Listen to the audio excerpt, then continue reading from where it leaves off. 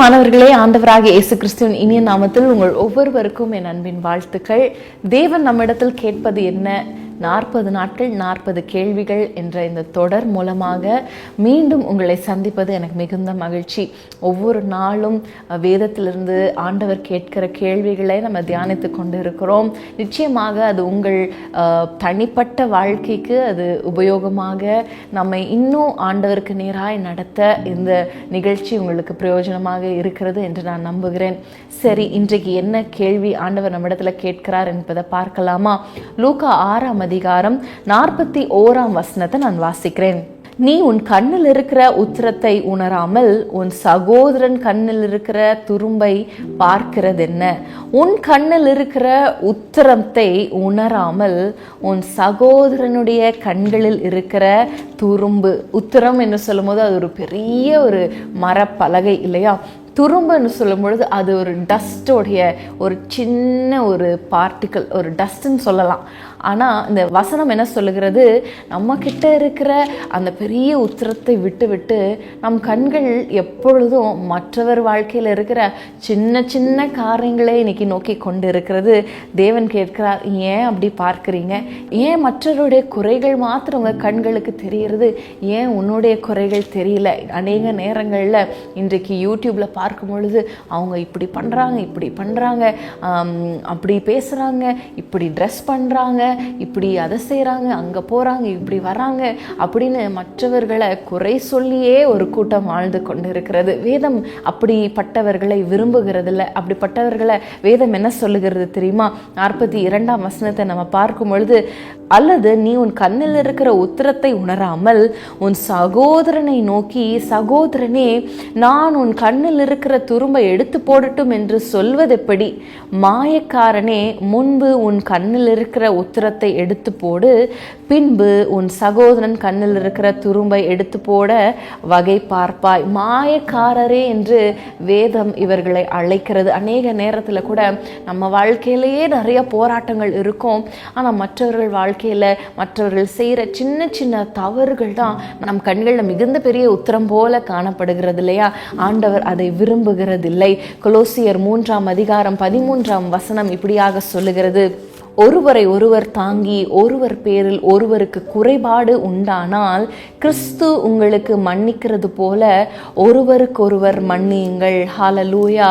ஒருவரை ஒருவர் தாங்கி ஒருவர் பேரில் மற்றவருக்கு குறைபாடு இருக்குன்னா, சில குறைகள் தெரியுதுன்னா, கிறிஸ்து நமக்கு மன்னிக்கிறது போல நம்ம மற்றவர்களுக்கு மன்னிக்க நம்ம அழைக்கப்படுகிறோம். இந்த லூக்கா 6 அதிகாரம் 42 வசனத்தில் நம்ம ஆங்கில மொழிபெயர்ப்பில் பார்க்கும் பொழுது அதில் எப்படி போடப்பட்டு இருக்கிறது தெரியுமா? First remove the plank from your own eye, then you will see clearly to remove the speck that is in your brother's eye. முதல்ல நம்முடைய சொந்த கண்களில் இருக்கிற துரும்ப நம்ம எடுத்து போடும் பொழுது மற்றவர்கள் வாழ்க்கையில் இருக்கிறத நம்ம கிளியராக பார்க்க முடியும். முதல்ல நம்ம கிளியர் பண்ணிக்கிட்டா நம்மளுடைய பார்வையை கிளியர் பண்ணணும் என்று அந்த மொழிபெயர்ப்பு சொல்லுகிறது. என்ன எப்படிப்பட்ட பார்வைகள்? பெருமையான பார்வைகள்.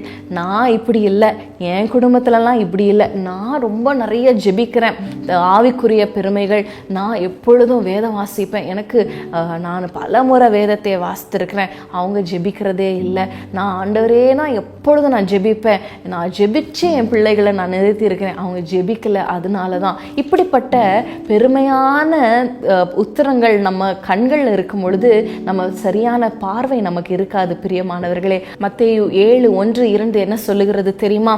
நீங்கள் குற்றவாளிகள் என்று தீர்க்கப்படாதபடிக்கு மற்றவர்களை குற்றவாளிகள் என்று தீர்க்காதீருங்கள், ஏனெனில் நீங்கள் மற்றவர்களை தீர்க்கிற தீர்ப்பினாலே நீங்களும் தீர்க்கப்படுவீர்கள், நீங்கள் மற்றவர்களை அளக்கிற அளவின்படியே உங்களுக்கும் அளக்கப்படும். இன்றைக்கு மற்றவர்களுடைய குறைகளே நீங்க பேசிக்கொண்டிருந்தா நாளைக்கும் அதே சூழ்நிலை உங்களுக்கு வரும் என்பது வேதம் சொல்லுகிறது. இன்றைக்கு நம்முடைய பார்வையில் இருக்கிற இந்த பெருமையான உத்திரங்கள், வீண் பெருமைகள், சுய நீதிகள், ஆவிக்குரிய பெருமைகள் ஆகிய இந்த உத்திரங்களை நீக்கி நீக்கிவிட்டு மற்றவர்களை அன்போடு பார்க்கிற அந்த பார்வை, மற்றவர்களை ஆண்டவர் எப்படி அன்போடு பார்க்கிறாரோ அப்படிப்பட்ட பார்வை உண்டாகும்படி இன்னைக்கு நம்ம ஜெபிக்கலாமா? ஸ்தோத்திரம் ஆண்டவரே, இந்த வார்த்தைக்காக உமக்கு ஸ்தோத்திரம். இன்றைக்கு நீங்கள் எங்களிடத்துல கேட்ட இந்த கேள்விக்காக ஸ்தோத்திரம்.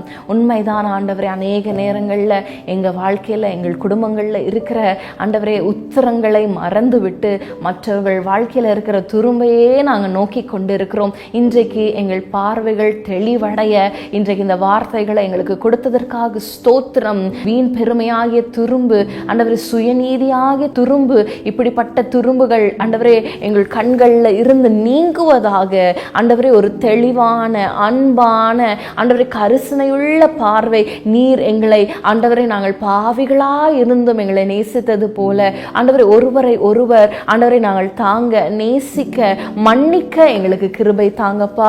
எங்களை நாங்கள் தாழ்த்தி ஒப்பு கொடுக்கிறோம் இயேசுவின் நாமத்தில் பிதாவே, ஆமேன். அன்பான தேவனுடைய பிள்ளைகளே, இச்செய்தி உங்களுக்கு மிகுந்த ஆசீர்வாதமாக இருந்ததென்று நாங்கள் நம்புகிறோம். தொடர்ந்து எங்கள் செய்திகளை கேட்டு கர்த்தருக்குள் ஆசீர்வதிக்கப்பட ஜீசஸ் மீட்ஸ் மினிஸ்ட்ரீஸ் என்கிற எங்கள் யூடியூப் சேனலை சப்ஸ்கிரைப் செய்யுங்கள்.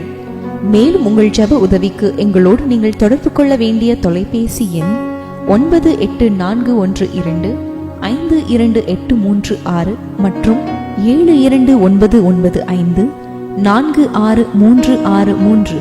Email gpsrobinson@hotmail.com. கர்த்தர் உங்களை ஆசீர்வதிப்பாராக.